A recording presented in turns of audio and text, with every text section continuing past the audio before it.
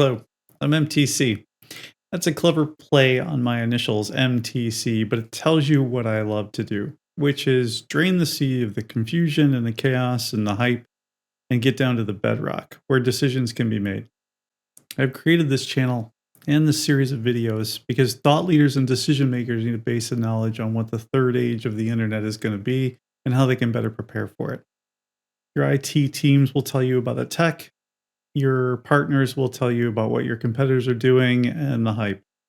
I'm here to give you some base information so you can go into these meetings with a base of knowledge and an understanding that you can provoke and engage your teams in order to make better use of your test and learns.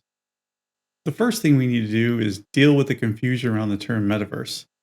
While it's one of the hot buzzwords today, in my discussions, I'm finding that early decisions are being made with an inaccurate understanding of what the word is and its implications. So, this is a perfect place to start.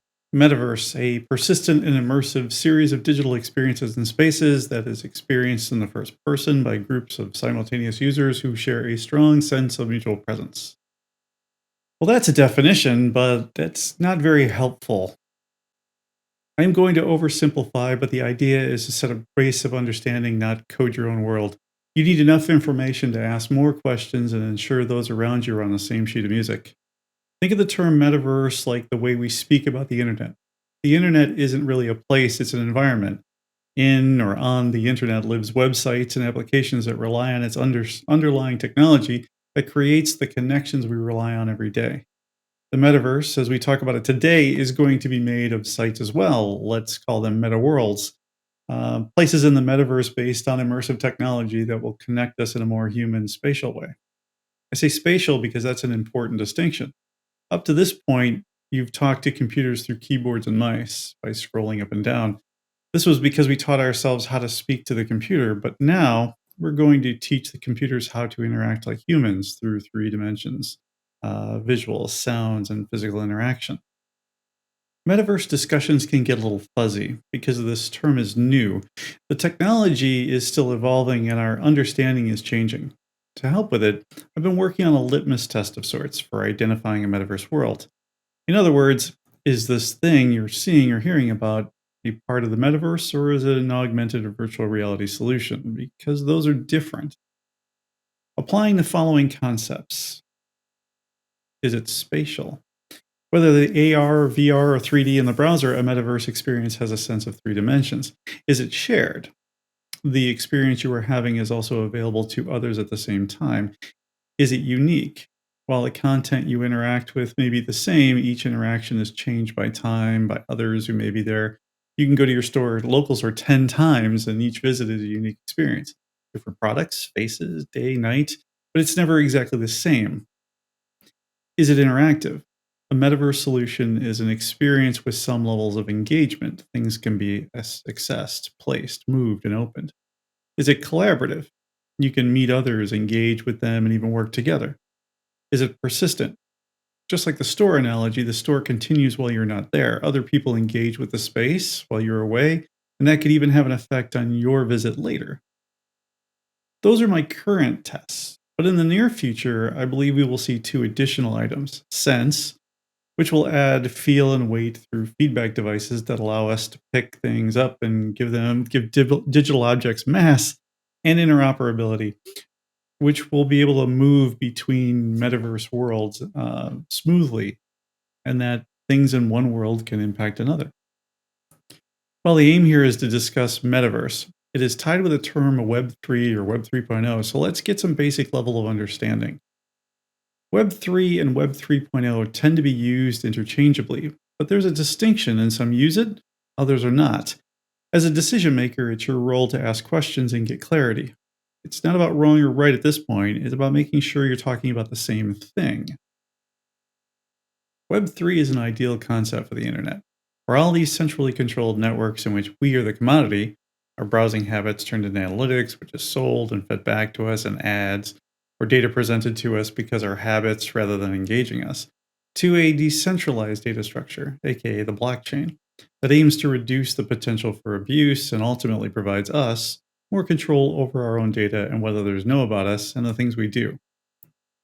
Web 3.0, on the other hand, is a more generic term and is going to represent whatever this next evolution of the internet is going to become. We may not reach the ideals of Web 3, so Web 3.0 might be Web 2.0, social and interactive, with some of the AR and VR worlds, but not yet decentralized. It may not decentralized, or it might be much later, let's say Web 4.0. With Web 3 in mind, if you hear people talking about a Web 3 metaverse world, then after we apply the 6 points, we consider if the space is decentralized. The data for the world is stored largely on the blockchain, out of essential corporate or entity control.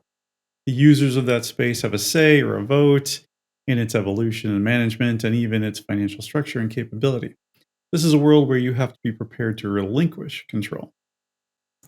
Final stretch now. Let's test our new understanding. As a reminder, the test of the metaverse world is one that is spatial, shared, unique, interactive, collaborative, and persistent. I placed those on the right so you can remind yourself.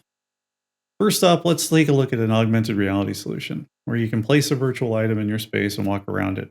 Most of them are not persistent or collaborative, so they get knocked out. They're like standalone experiences where the same thing happens or and are seen by each viewer as individuals. How about a VR solution? Well, if it's standalone, like a game or scenario that is the same each time, then it's not unique. And if you turn it off and come back and restart, then it's not persistent. So it doesn't qualify either. Web 3D, 3D applications in the browser. This is a tricky one because it's a 3D representation in a 2D space, but technically that's everything digital. We trick our brains into seeing it as 3D projected onto a 2D screen. However, it is 3D representation. And early metaverse worlds like Second Life and today's Decentraland are browser based. So don't think that metaverse necessarily equals VR. Online console games. We keep hearing that games are the early metaverse, and they are certainly the framework that I believe we will be see things built on in the future. They have a world in 3 dimensions. Players engage in the same time online, and you can join games in progress and work together or alone. So games do tick off a lot of the metaverse tests. Now you know why you keep hearing about Fortnite, Roblox, and others in the same discussion with metaverse. Let me take a moment to talk about Facebook Meta. So, Meta Horizon Worlds is the new offering by a company that brought us Facebook. I don't mean to pick on Meta, but this is a bit of a trick question to see who's paying attention. They certainly hit all the items of my test. The thing I want to point out here is that Web 3 distinction is a potential in your discussion. Meta owns the hardware, the App Store. They seem intent on and keeping essential control for its own world. This isn't good or bad. This is just a consideration you may want to have, depending on the attitude of those who are engaging. Lastly, Pokemon Go, an augmented reality game by Niantic Labs. AR is arguably a serious contender for what our digital world offers. Virtual content overlaid on our real physical world. The game sets virtual content in specific locations, and multiple people could all go to the same space, capture or fight something, and the game continued. In my mind, it does qualify as a metaverse world. Whether you choose to go fast or slow in this space, that's a decision for you. But at least you can do that based on knowledge and a clear understanding of the terminology.